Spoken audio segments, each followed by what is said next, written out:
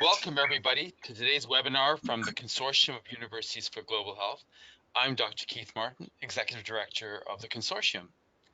Today's webinar is Preventing Pandemics, 3 Areas for Action. Pandemics and pandemic threats have been on the World Health Organization's top 10 global health threats for many, many years. Tragically, we're seeing this threat played out across the world as COVID-19 ravages countries, claiming hundreds of thousands of lives. But pandemics start usually with a spillover from animals to humans. This novel coronavirus we're seeing causing so much havoc and so much death is not the first deadly infectious disease that's going to spill over from animals to humans. It's not going to be the last. So what can we do? What can we do to reduce this risk of spillover, this risk of spillover from animals to humans? How can we prevent, detect, or respond to potential pandemics? Well, today we have 3 outstanding experts who are going to share their perspectives on what we can do. The first speaker will be Dr. John Mazet. Dr. Mazet is the Executive Director of the One Health Institute at the University of California in UC Davis. Dr. Christian Balzer is the Executive Director of the Global Health Program at the Wildlife Conservation Society at the Bronx, New York. And he'll be followed by Dr. Yoganand, who's the Regional Lead for Wildlife and Wildlife Crime at the World Wildlife Fund's Greater Mekong Program Office in Laos. It's my pleasure to hand over to Dr. Mazet. Dr. Mazet, welcome and over to you. Thanks, Dr. Martin. It's great to be with you all, and I'm really pleased to sort of kick off this amazing group. Just taking a moment to talk a little bit about the global health security agenda and how we can use the One Health approach to both respond and control the COVID-19 disease that we're experiencing, but also, even more importantly, be ready for disease X. And there's a lot that we're learning, and we're learning as we go. I think we all would have been really happy to be better prepared and not be in these tragic circumstances that we're in now. And my heart goes out to many of you who have been experiencing this tragedy so personally. Everyone living in sheltering conditions and trying to help control the pandemic or flatten the curve, but especially to those of you who are in difficult situations or have sick loved ones or who have lost loved ones. Of course, we still don't know the source of the pandemic, and it will be important to go back and to find out where this spillover event happened and how it happened. But right now, most of the people that have the qualifications and the ability to dedicate time to this terrible tragedy are really working on controlling human-to-human spread. We do know that the most closely related virus to date that has been found when you look over the whole genome was found in a bat, and evolutionarily, most coronaviruses that we have not yet identified have evolved in bats. So the evolutionary host is almost certainly a bat. But we don't know the spillover event, and I want to make sure we understand that it's not the bats that put us in contact with the viruses. It's our behavior and our sort of footprint on the earth that is putting us into interactions with wildlife that are putting us at risk. And those include using wildlife in the human food value chain. And again, we don't know what happened with the live animal market in Wuhan. It could have been a source of spillover, but it likely, based on timeline, was a source of amplification where people were being exposed, possibly from other people, but also possibly from the activities that went on there. We also don't know what other intermediate hosts or transmission hosts might be involved. And I show the pangolin here because we have been able to document that the pangolin coronaviruses that have been identified so far have had the equipment even better than the equipment that we've seen in bat-related viruses that are closely related to SARS coronavirus 2 to infect human cells and allow transmission human to human. So we really don't know a lot about the spillover end of this mystery. We want to get to that, but we do know that there are many risks, especially involved with, again, how we use the earth, land use, putting ourselves at risk, including wildlife in our food chain. And we're going to hear from some great speakers on that as we go on. The Global Health Security Agenda has been in play for several years, and the first round of that agenda, I think, was very forward-looking and looked at risks, opportunities, and priorities to help us be ready for and get ahead of these kinds of terrible situations, preferably to prevent epidemics and pandemics, but even if we couldn't prevent them, to be ready to respond quickly. Right now, the Global Health Security Agenda has 67 partner countries contributing and committing to a safer world by working together. And the aim is, by the end of this current action period, to have more than 100 countries. I would like, and I'm sure many of us could attest, that we'd like all of the countries in the world to be working together. Maybe that's not realistic or practical at this particular time, but I do think that what we're seeing with academia and with the scientific community really coming together across borders, putting politics and nationalism to the side and working together has been very encouraging.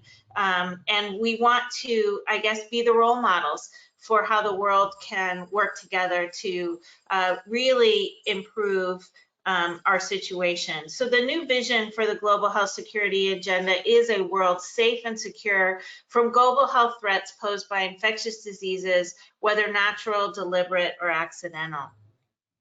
Now, as far as the SARS coronavirus 2 that we're dealing with now, it is in this coronavirus family. And prior to the last decade, not many coronaviruses that it caused disease with humans were known, but some very important ones were known that caused, persistent problems for the human population in causing cold symptoms.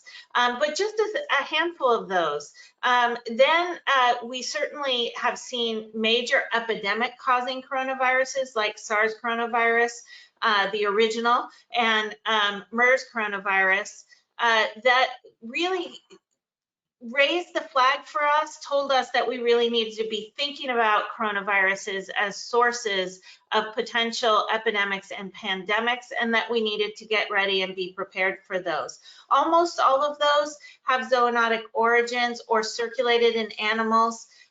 For example, many are evolutionary sources from bats, but like MERS, spilled over into camels. And again, it is that interaction between people and animals and how we use the planet and companion and food animals that really are putting us at risk. Now, other coronaviruses, such as ones that we see, especially in the pork industry, but others that impact our pets, like cats, are very sensitive to many coronaviruses. Those show us that coronaviruses have been very important veterinary pathogens for a very long time. They also, the special thing about coronaviruses is that we can see that many of them have the ability to jump from species to species, and that puts them high on our risk list for being concerned about what could come next and why we need to be so careful and vigilant with this particular family or taxonomic group of viruses. I want to just go on record here as saying that while coronaviruses are important and the majority of them evolve in bats, bats are important too.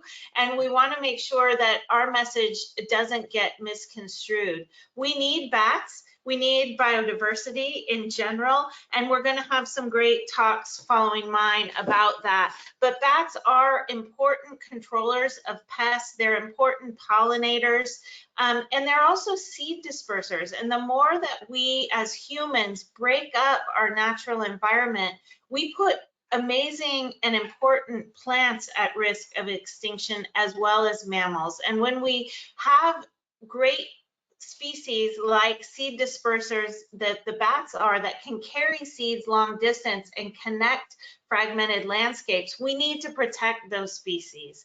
The other thing is, even if you can't make the argument about protecting bats for their inherent value, they are not very good at responding to our attempts to control them.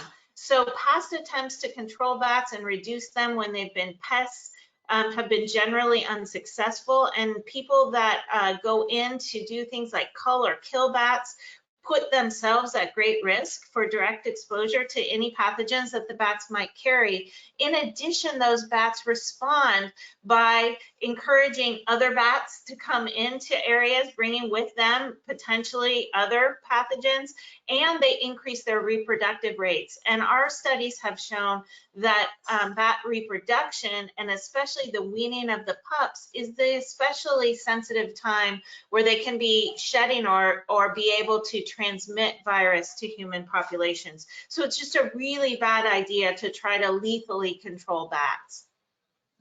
I say that because I have been the principal investigator and director for a decade of an amazing group of scientists and public health professionals and veterinarians for USAID's PREDICT project, part of their Emerging Pandemic Threats program. And through that project, we have been able to identify more than 100 coronaviruses and other novel viruses. But really, most importantly, we were working to strengthen over 35 countries' systems to be ready for these viruses and to have really high biosafety and biosecurity protocols in place so that people could safely sample and find viruses ahead of time and understand what risks were going on in their countries, as well as safely sample the animals so that we don't hurt them while we were doing the work. So with that, we were able to strengthen the capacity to detect viruses in more than 60 laboratories, again, with the highest biosafety and biosecurity protocols, and sample more than 160,000 individual animals and people to start identifying on a fairly small scale, actually, not very many countries and not very many locations within those countries, but start to develop a proof of concept that we can do this work, we can get ahead of these viral epidemics, and we can begin to understand how to prevent spillover.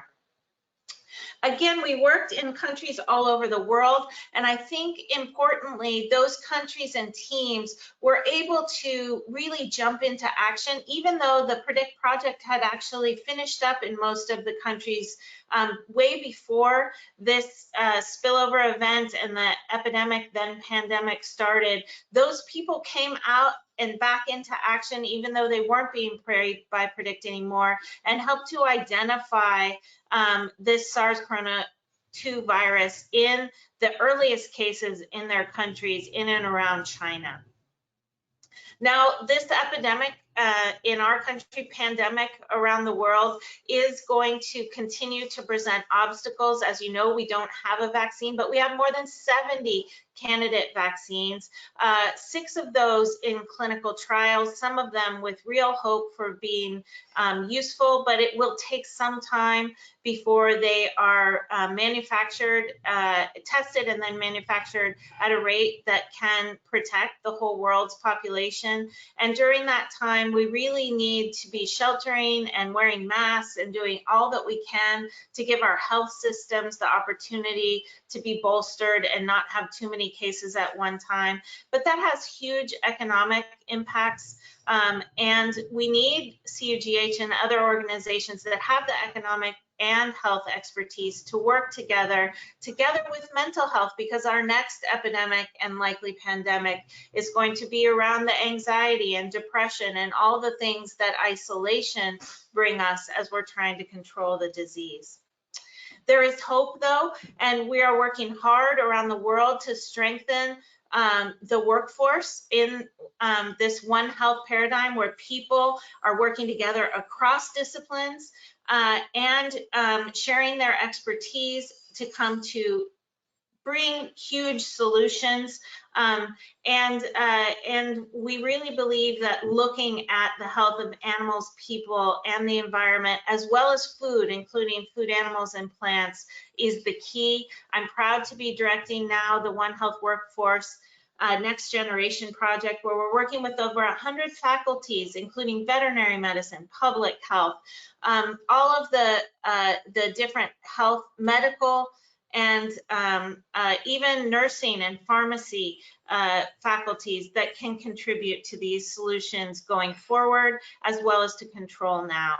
And there's other hope on the scientific horizon that we can really find these viruses before they spill over into people and be ready for them, have nimble public health systems. And if we needed anything to encourage us to participate in something like a full globe virome discovery project, I think it is this current pandemic. It could have been so much worse. It is absolutely terrible, but it could have been more deadly, and we need to be ready. We need to use this as our really call to action, to be ready to have a gentler footprint on the planet, and then have nimble public health systems that can jump into action right away to protect us and protect the earth. So with that, I want to hand over to my colleague and friend, Dr. Christian Walzer, who can take us to the next level on the wildlife side. Yes, thank you very much, Jonah. Thank you very much, Dr. Massat, for that. I'm just going to jump right in. Good evening from the Bronx. And similarly, as we're all concentrating on the, supporting the frontline response to this human transmission phase of the disease, we also have to spend some time to reflect on the root causes and on how we can address the root causes. And I think this is particularly important as we large sums of money are being made available at the moment for economic recovery, for obviously for the response, but we need to really think about that some of that is used also to address the future.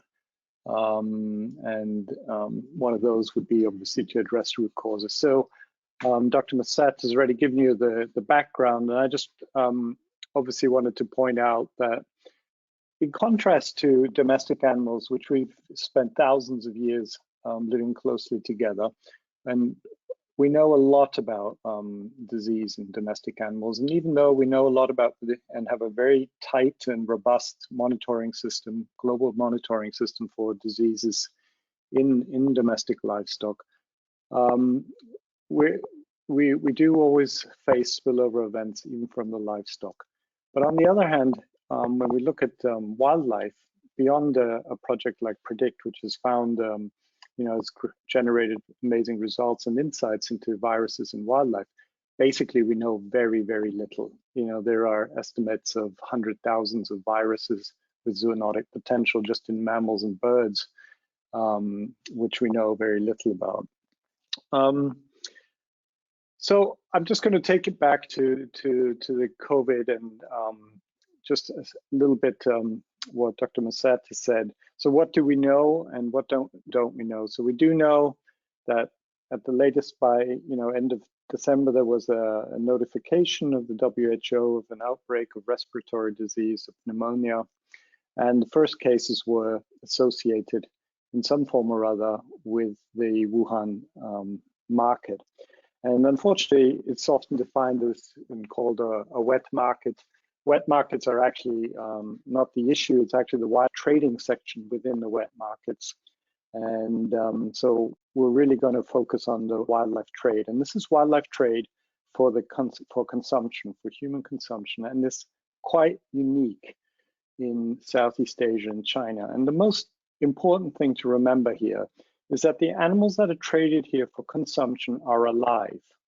So you have, in some of the larger markets in the urban centers, you will have up to 50 to 100 species of wildlife, which are alive, which are stacked on top of each other, are in very close quarters. They're able to secrete and excrete, exchange, theoretically exchange virus and virus particles. And then they're, on top of that, they're housed together, of course, with domestic livestock, often poultry and pigs and dogs and cats, which don't worry us maybe quite as much. And then on top of that, these live animals, which have been transported, you know, throughout the whole region, throughout the country, often the region, and sometimes globally. And it's a mix of legal trade and illegal trade, but I'll come back to that in a second. And then the animals are also processed on site, so you also have blood and organs being exposed, gastrointestinal tract, and so on. One of the things that I just always want to remember, that after the market was cleaned out quickly, and it seems like samples are not going to be available for any intermediary host, as Dr. Massad has pointed out already, but there were environmental samples taken at the market. And of the 500 samples or so that were taken, 33 were positive, and 31 of them supposedly come from the western part of the market where wildlife was housed. And for me, at least, that is a strong signal that we do have to keep focusing on this wildlife aspect. And as has been pointed out, we do know that the evolutionary or ancestral host is a horseshoe bat, most likely. That's not particularly surprising, as we've heard. But what's important is that we really don't know about the intermediary host. And for those of us who've been following this closely since mid-January, it's quite extraordinary the amount of information and misinformation that has been shared. On the one side, what is fantastic is the amount of scientific information out there. I looked this morning, there's a server called LitCovid where all the publications are shared on. It's at over 7,000 and something at the moment. So this is quite amazing. It's also worrisome. I think research will also have to evaluate the situation after this outbreak, when there's a bit of time. Just the sheer amount of information coming out is difficult to deal with. But of course, there's been a lot of speculation about this intermediary host. And while we do know intermediary hosts for other coronaviruses, as been pointed out, the camel for the MERS, and then civet and raccoon dogs used as amplification hosts, it's really not at all about bat soups, civets, or pangolins, but it's all about interfaces. It's about these increasing interfaces. So you can look at this photo here and you can say, oh, well, it's a road that goes from A to B. But if I look at it, for me, this is just a long novel contact area. So it's a long interface. Along that interface, there will be people working there, living there and working there, and they may be hunting in the forest. And whereas in the past, that hunting was for their local community, their family, every now and then they'll catch a rat or something else. They'll walk out to the road, someone will be driving by, a truck driver, and they can actually and will try to sell that rat. And within a few hours, depending where this is, you can reach a large urban center with an airport, and within that, you can then take that rat to your family in the next city over. And some of the cities, of course, if in Africa now, the mega cities, we're talking about millions of people. So it's basically providing opportunities for viruses and pathogens to spill over, and that's not easy. As you can see on the right, there's a sort of a nice graphic from my colleague Raina Playwright, and she just shows sort of all the different barriers that have to align for a virus to actually spill over from and switch species. Now markets, basically these overcome the barriers is a numbers game. And what you need to do is you provide a market with 100 species, you keep them alive, and you just let them mix, and you keep bringing them in, and you keep bringing new viruses in, and then you pair it with lots and lots of people, the customers and the vendors, and you let them get in close contact to the animals. So you're creating a super interface, basically. And this is one of the really important things about these Southeast Asian and Chinese markets.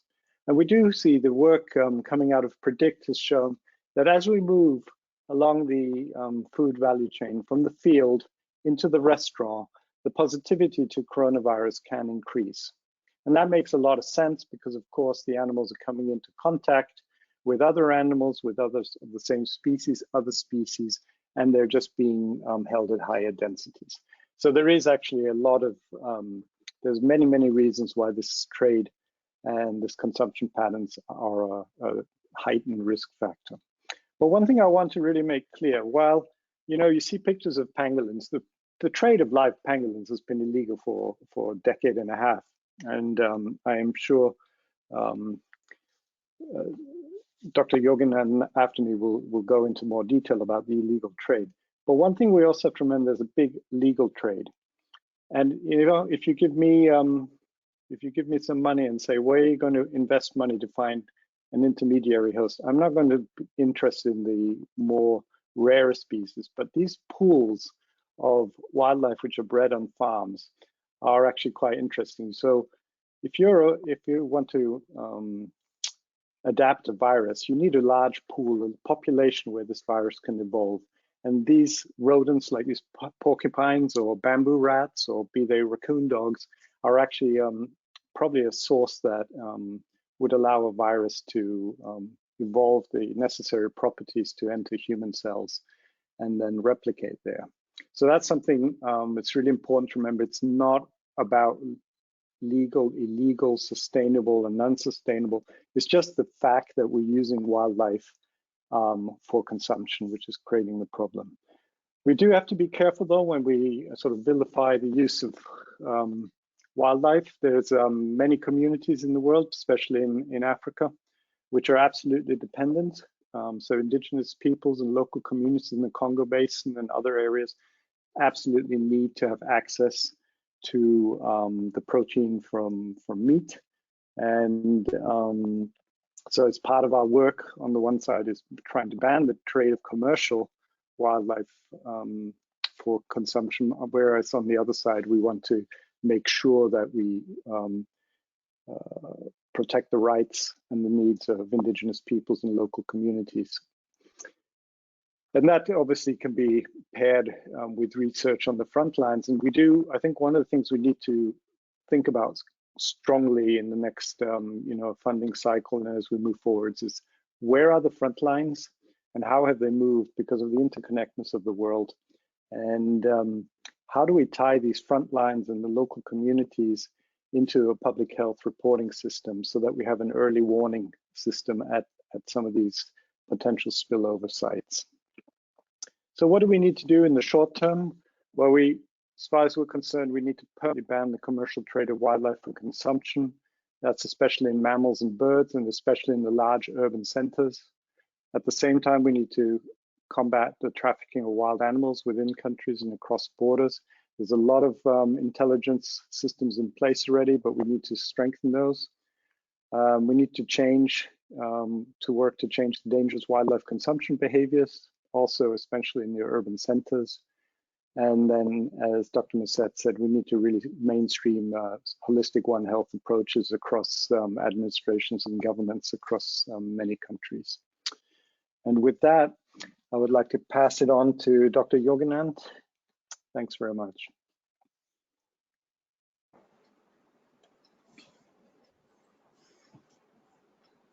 Thank you, Dr. Walser. So this is a very broad topic. To comprehensively cover this would take much longer than the time we have.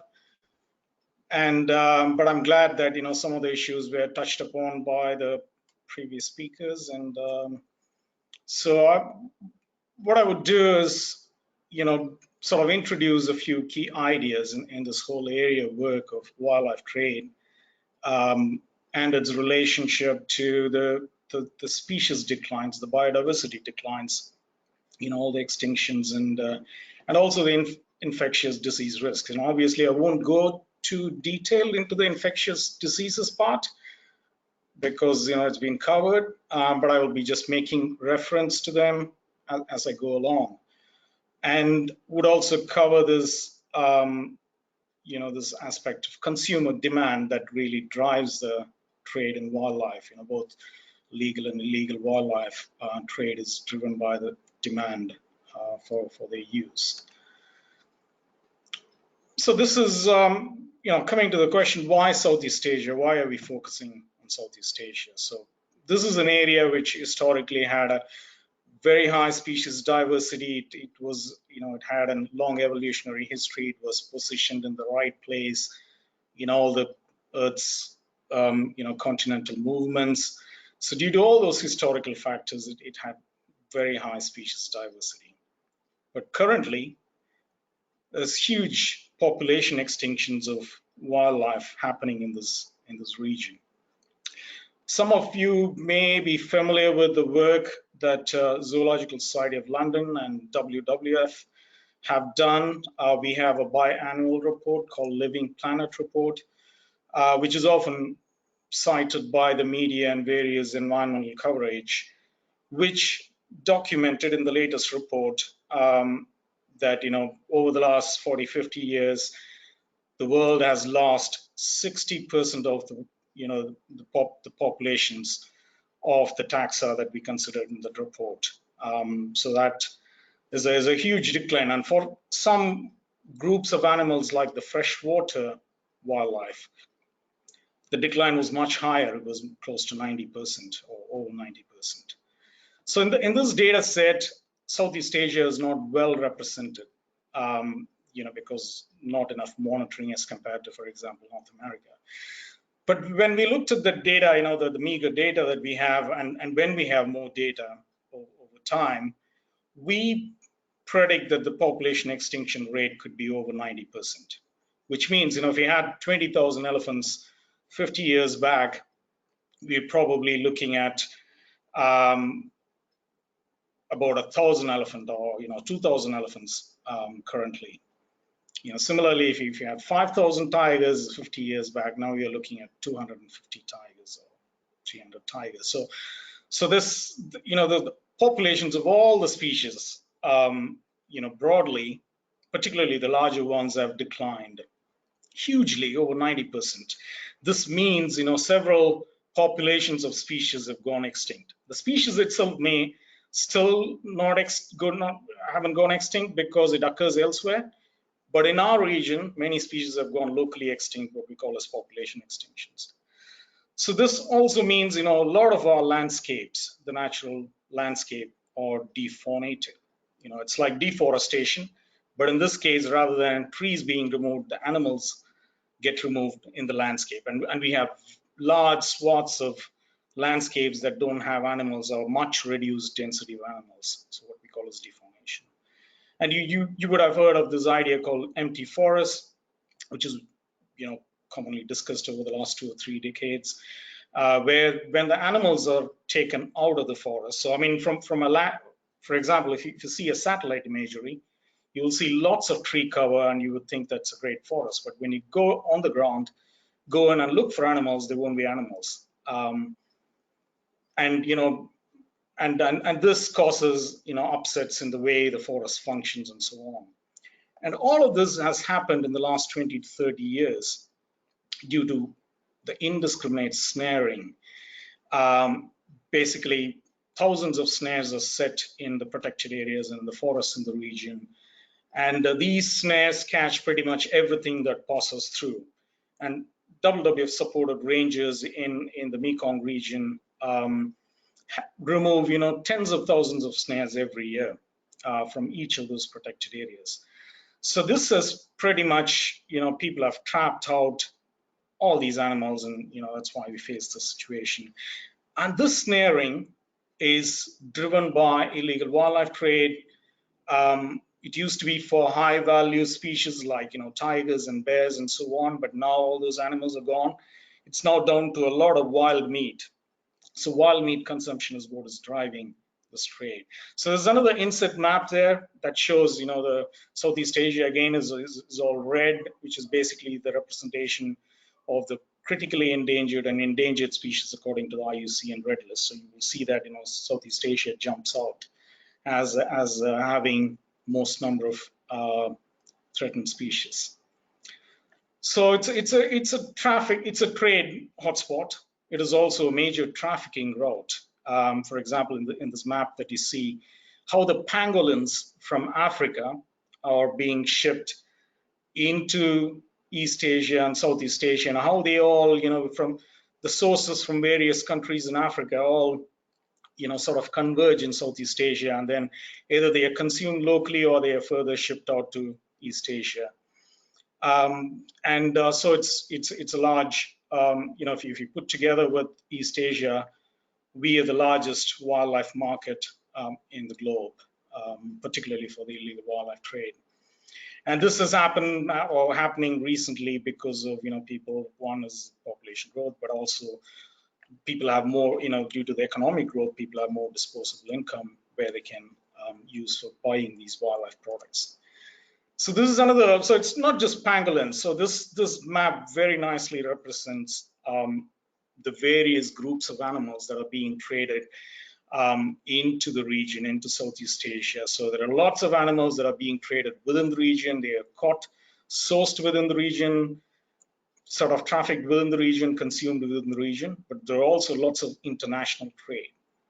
For example, Southeast Asia supplies a lot of live reptiles, amphibians to North America, while we receive, other products, for example, live birds from South America into this region for the live bird markets that you see in Southeast Asia. Similarly, there are, various products that flow through Southeast Asia, making this as a trade hotspot as well as a trafficking convergence point. I won't sort of go into the details of this, but I assume this presentation will be shared with you all, and so you can, some of you have interest, can look closely into this map. There should be enough details and the references to get to the original sources. So going to the next sort of idea as to how large is this wildlife trade, or what we generally call as market. So I put this table together based on very scanty data. It'll be very surprising for many of you that we don't have good data, and despite all these years of attention, we really don't know what is the volume or what is the value of illegal wildlife trade, but also legal wildlife trade. It's been very hard to come by. So I've looked through various sources and put together a kind of a speculative one, which will need to be revised and with more research. But it shows that the illegal wildlife trade runs into a couple of tens of $billions per year, while the legal wildlife trade might be a couple of hundreds of billions of dollars per year. And this is just wild animal. I mean, we don't include timber or fisheries in this. So this means this large volume or this large value means there are hundreds of millions of wild animals, live, dead, products, parts that are being shipped internationally, but particularly legally. For example, there are million plus, millions of live primates, live ones that are being shipped, for example, into North America. And many of you might be from the US. So there's a huge import that the US does of this, what we would call as high risk taxa for viral emergence, which is primates, and a lot of them get transported. And this runs into millions. This is just a huge amount of trade that happens both illegally as well as legally. So what drives the trade? As mentioned, it's consumer demand for various products. It's either for live wildlife, it's also for meat, parts and products used for traditional medicine. Also, some of the legal trade is for biomedical research, and many of you from there, all the primate trade, I assume that they go and, partly for pets, but partly or major part for biomedical research in various labs across the world. So this trade is also driven by profiteering and corruption, which basically doesn't allow the trade to be shut down either. There's no strong law enforcement, or the policies don't get changed, partly because of these issues. And again, looking at the consumer base in Southeast Asia, this again, we don't have very good data. There's been some scanty data of consumer surveys, for example, in Vietnam, which pointed that it might be up to 10% of the people surveyed who might be actually consumers. So I'm just using that figure here. Even if it's not 10%, there is a large number of people that actually use wildlife products, either as meat or get involved in this trade as consumers, and that's huge. So another idea that often we talk about on the laws, legal versus illegal. So I just want to give an overview of how these laws are made on wildlife trade and consumption. So most of the laws, and I'm very familiar with Southeast Asia. I'm not familiar with the other situations, so just consider my views as applying to this region. So most of the laws are based on species status. The governments would look at IUCN Red List or the CITES resolutions, and we'll look at some local data as well to see which species are endangered and make that as a protected species. So the rest of the species, which are not almost going extinct, these threatened species mean they're almost going extinct. So whatever that's not going extinct will be legal to trade or to hunt or to possess. And there are lots of gaps in this trade, and many of the laws also, they regulate or prohibit import or possession or trade and to sometimes hunting, but there are no laws or very few laws that actually stop people from eating. There are some maybe food safety laws, that might prevent in certain circumstances. There might be temporary regulations, but there are no like fixed long-term laws that actually do that I have come across. Maybe I've missed a few. And the most important thing here is these laws rarely consider infectious disease risks. So none of these laws are made for this situation that we have, where there's a huge risk of particularly viral disease emergence or spillover that is covered as as prohibited under the law. The laws haven't caught up with this issue yet, despite the attention over the last 20 years. So what's the status of law enforcement in our region on illegal wildlife trade? Just want to highlight a few points. So the law enforcement overall is very weak. I mean, there is a bit of variation. Some countries are doing slightly better than others. But again, even legal trade is very weakly regulated. So legal trade doesn't mean that it is well regulated or well managed, or it is free of risks or free of or conservation risks and so on. It is not the case. And often this legal trade, when legal trade is open, it confuses and strains the law enforcement capacity to deal with illegal trade. So there's a complex sort of factors working there. And there is some of these declines are due to uncontrolled wild sourcing, both for legal and as well as illegal trade.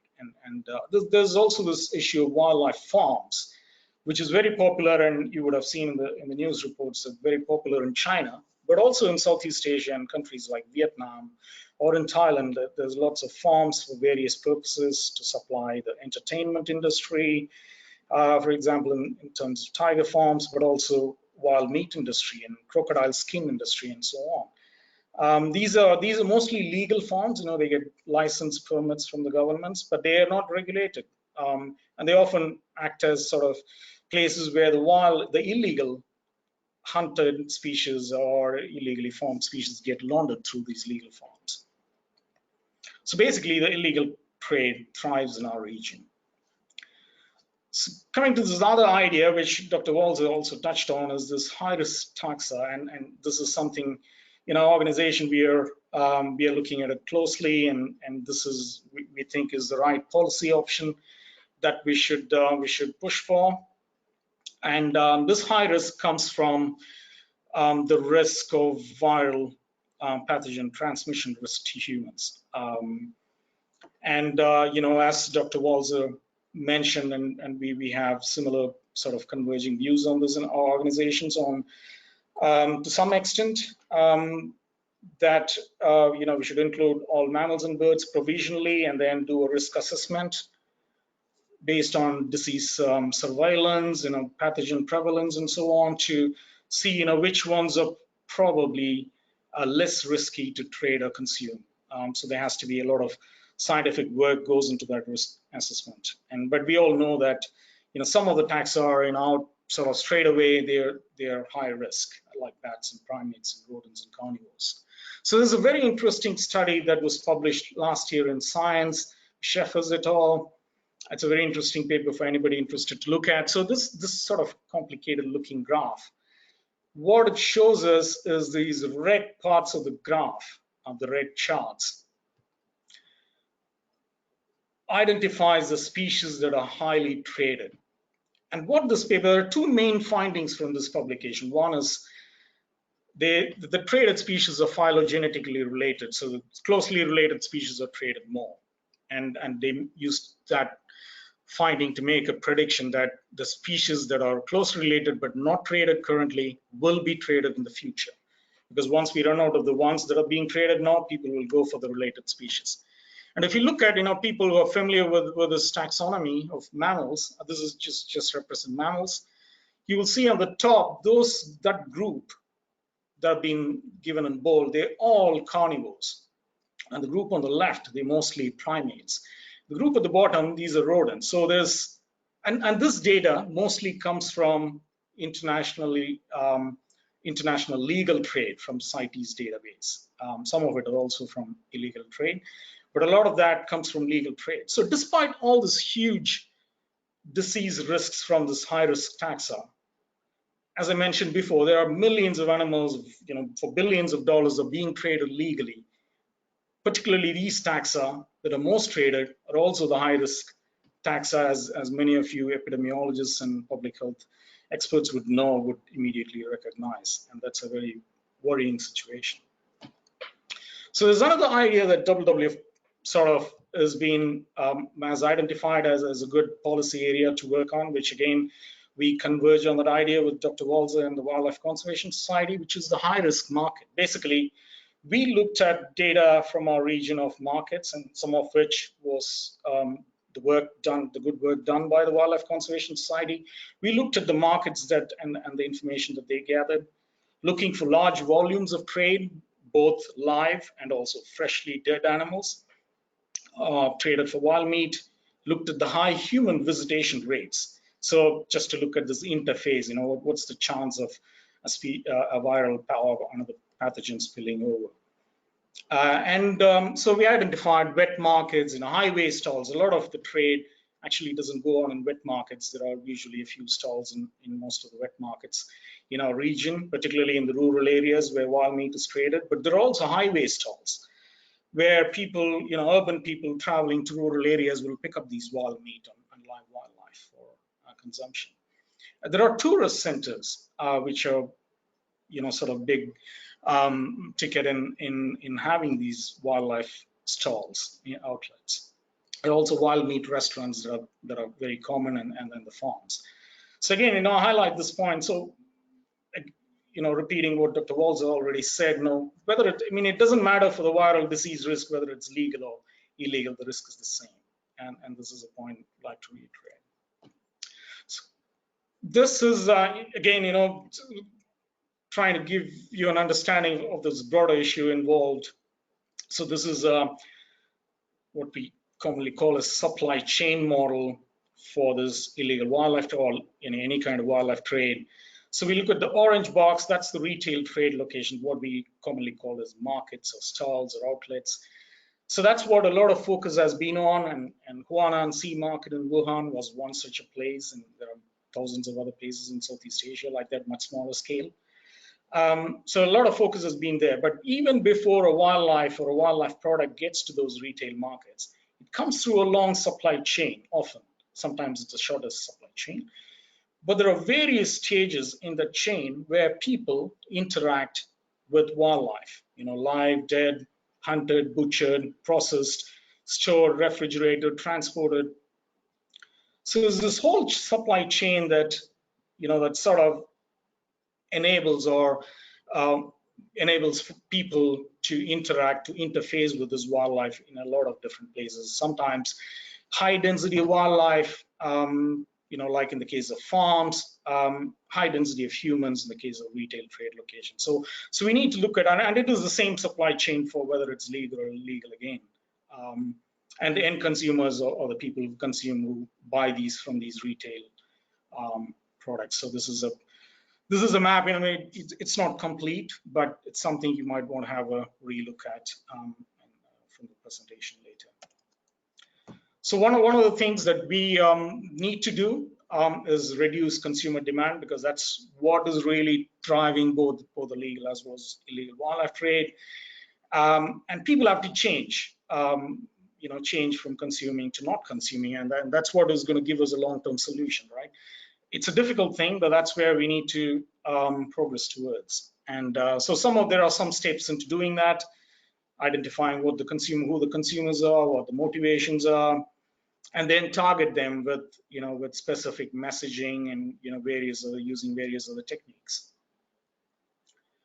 And particularly this public outreach in the future should involve highlighting the disease risk from wildlife consumption. I think that's an area that's not been well done in the past. A lot of time we do public outreach, but that's from a conservation point of view, from a species decline point of view, but not from a disease point of view, and that will change, I hope, in the future. And having, one of the advantages of having clarity on what's legal and what's illegal, and having a legal bans, at least for the high risk taxa, is that we found that ban awareness, impose a ban and then make people aware of the ban, is one of the best ways of reducing demand. People, when they know it's illegal and they're aware that it's banned, then people actually shift their behavior into not consuming. So just the last few slides. I mean, I can't keep track of the time here, but I would just wrap up in a couple of slides. What are the policy opportunities? So China has made a great step, immediately after the disease became an epidemic. They put in a temporary ban on trade and consumption of many wildlife taxa, almost all the terrestrial vertebrates, I think, for food, consumption as food, and that is going to be made into a law. We see there are some inputs that the Chinese government is sourcing from its citizens and so on. There has been some small movements. Vietnam made a good start, but we are not sure what status it is now. But what we think needs to be done now, there has to be an immediate prohibition using Prime Minister's orders, directives, followed by changes to the law over many months, and this should involve a risk assessment, as I mentioned before. But in general, for the conservation objectives, we also need to look at other policy gaps and weaknesses in other aspects of wildlife trade and fix them as well. So this is just an example of the work, the kind of policy work that we've been doing. WWF has been putting a lot of its resources and energy into dealing with this elephant ivory trade, which is driving a lot of elephant poaching back in Africa. So we looked at the Mekong countries, which is where I work. In the 5 countries, so we looked at various aspects of the policy and see where are the weak points. I mean, it's a lot more complex than this, but I'm just in the interest of simplicity, so I've just highlighted some. So we see that legally, for elephant ivory, almost all the countries have banned the trade over the last few years, except Thailand. A very regulated trade is open. We looked at the enforcement. Again, some of the countries are weak, some others are stronger. But enforcement on sort of illegal markets, online markets, which is becoming more prominent now, it's more or less weak. Even the policies haven't really covered the how to deal with online advertisements. For example, there's no real sort of physical evidence there. And in terms of prosecution and conviction of criminals, people involved in wildlife crime, it's very low across the board. So these are areas we've identified.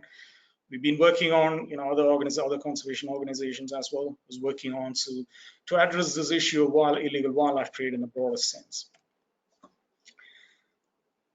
So there's the supply side problem. That's where, in the supply chain diagram that I had, the first box is where the animals are being sourced for this illegal wildlife trade chain. So we had this situation in Myanmar with the Asian elephants in Myanmar. A few years back, there was a huge poaching crisis where lots of elephants are being killed. And these elephants were being killed for trade in skin, elephant skin. So these are not like the ivory trade.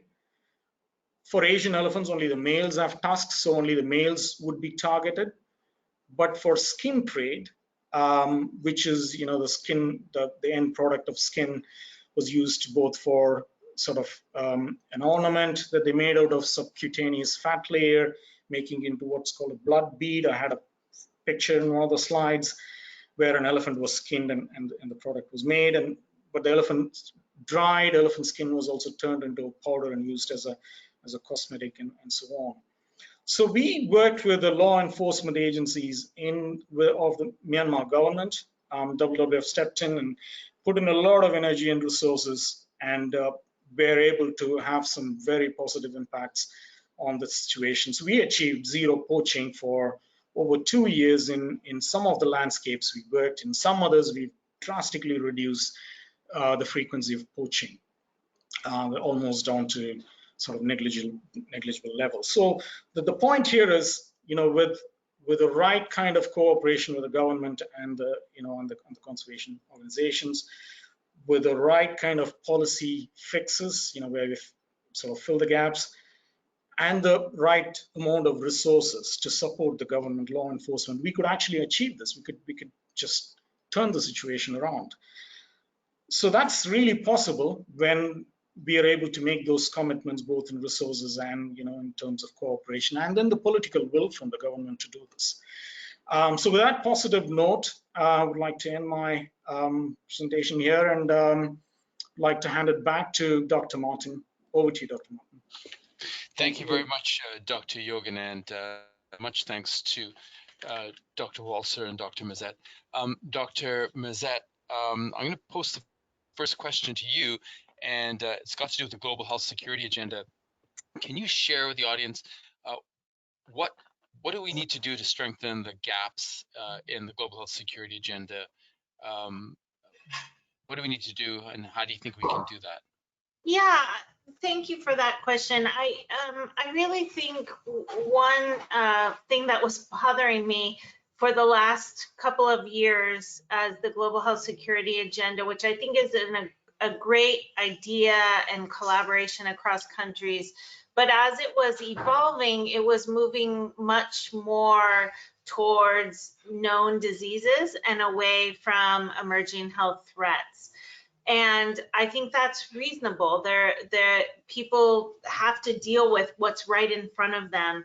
And the way that the system was set up was to really identify what are your top threats and where do you need to strengthen and how can we all come together to help. So that's all reasonable, but I was feeling and voicing that I thought that was potentially short-sighted, because these emerging health threats are really the ones that we see as having the highest potential for regional epidemics and pandemics.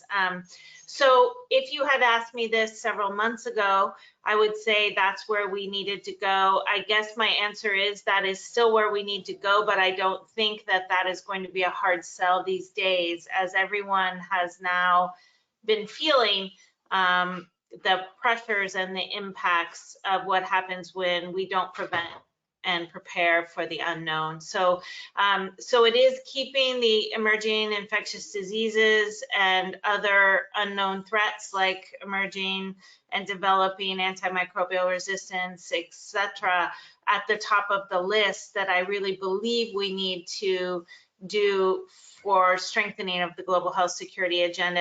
And I believe we have all the tools to do that. We have the scientists' participation and cooperation to have a healthier future. And now it's really in the hands of all of us and our colleagues to make sure we have the political will to make that happen as well. Thank you very much, Dr. Mazet. I know we're going up to the top of the hour, but we'll extend another 5 minutes. This question comes from Holly, and it's to you, Dr. Walser. Dr. Walser, Holly wants to know, on the demand side of the equation, what can we do to reduce and shift to alternate sources of nutrition for particularly local communities that are actually hunting wild meat for their own consumption? What can we do to shift the demand? Yeah, so that's a really good question.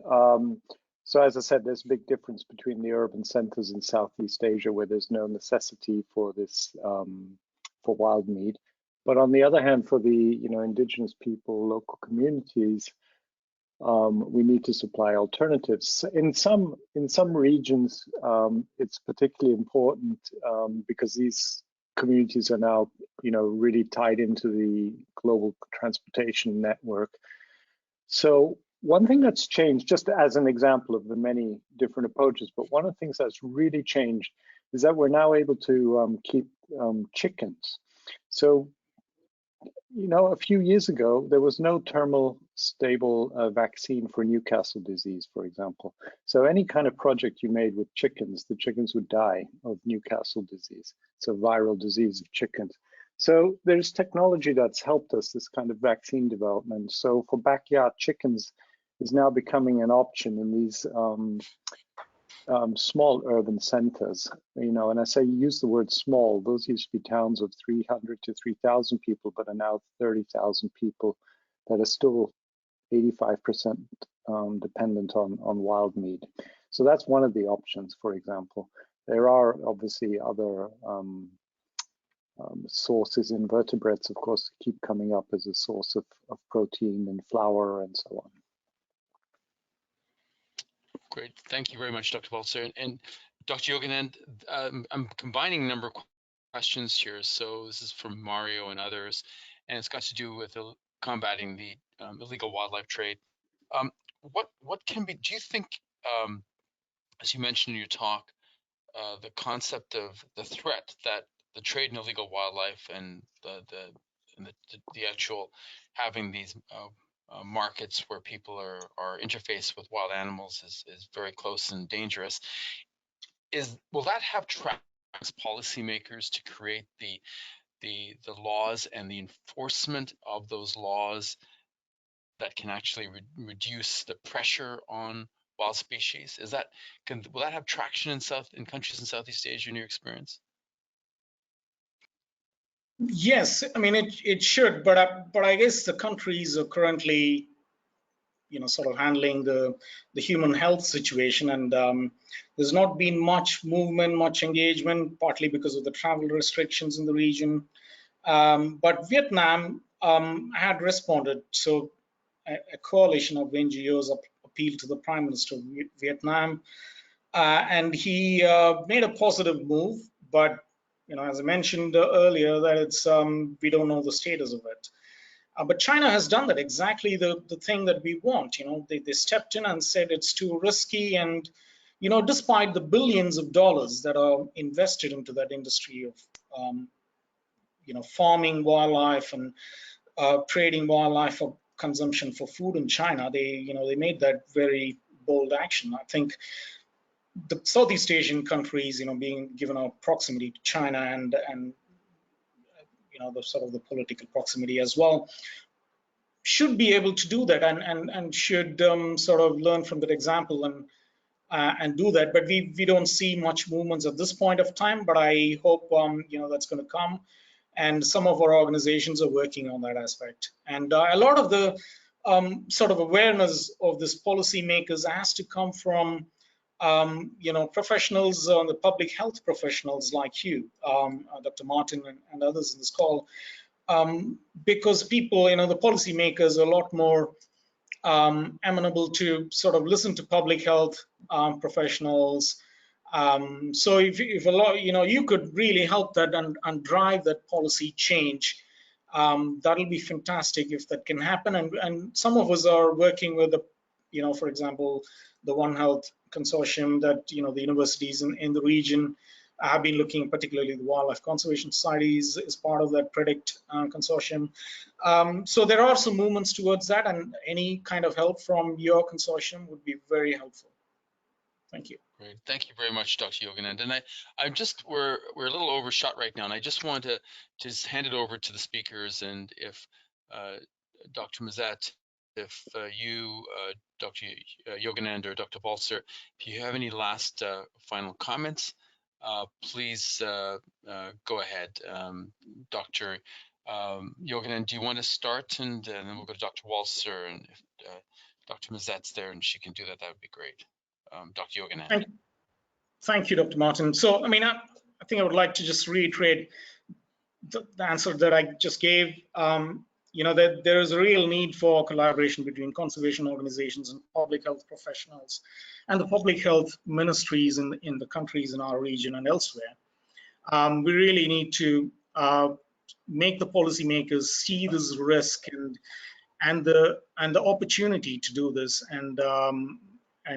So that would be my wish and hope that we can together make these changes that are required, both in terms of policy as well as follow-up law enforcement. Thank you.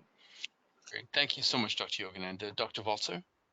Yeah, so I just want to, on a rather positive note, so the Wildlife Conservation Society and the health program has been working since mid-January on this, and the various pillars of the organization have been tightly integrated. And I think that we're moving forward so fast in this area, and it's a lot of positive news. So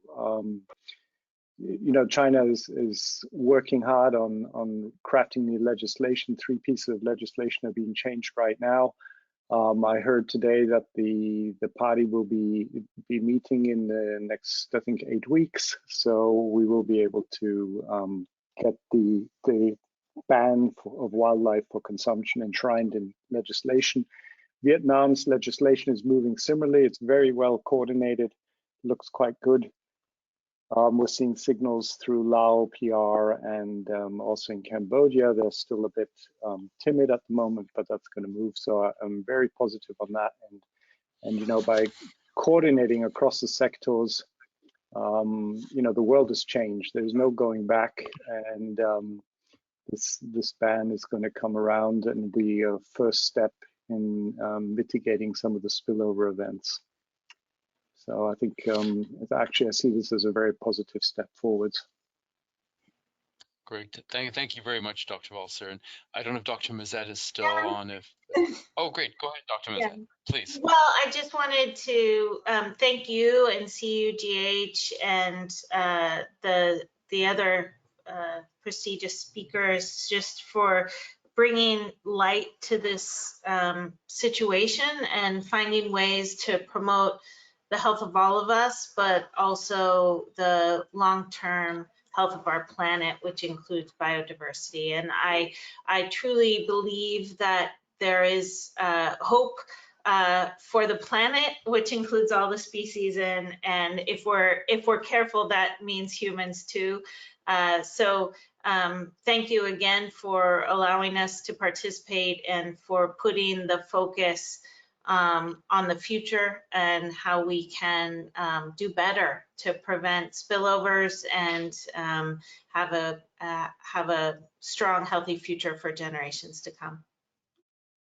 Thank you so much, Dr. Mazet. And I just want to draw your attention, everybody, to the last slide that we have. And it's we encourage you to visit www.preventpandemics.org. This is an initiative started by the World Wildlife Fund, and it's your chance to be able to lend your name to a number of very specific asks that we are sending around the world to encourage policymakers to address some of the threats and challenges and opportunities that were shared by our 3 outstanding speakers today.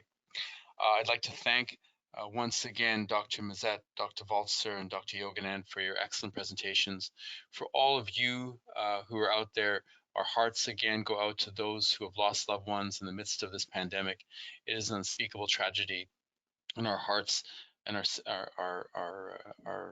with you during this most difficult times.